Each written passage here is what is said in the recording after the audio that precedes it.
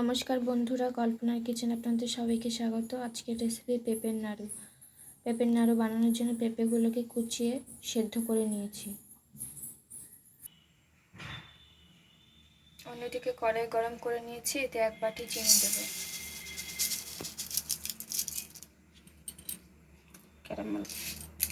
চিনিগুলোকে খুব ভালোভাবে নাড়িয়ে একটা ক্যারামেল তৈরি করে নেব।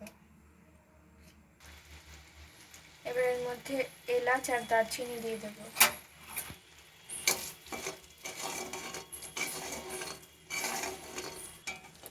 আমাদের ক্যারামেল তৈরি হয়ে গেছে। এবার এর মধ্যে আগে থেকে সেদ্ধ করে রাখা পেঁপে দিয়ে দেব।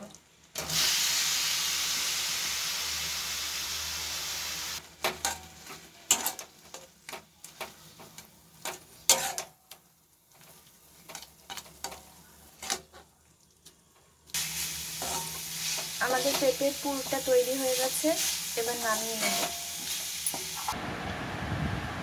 আমরা পেঁপের পুরটা নামিয়ে নিয়েছি, হালকা ঠান্ডা করে নিয়েছি। এবার এক এক করে নাড়ুর মতো বানিয়ে নেব।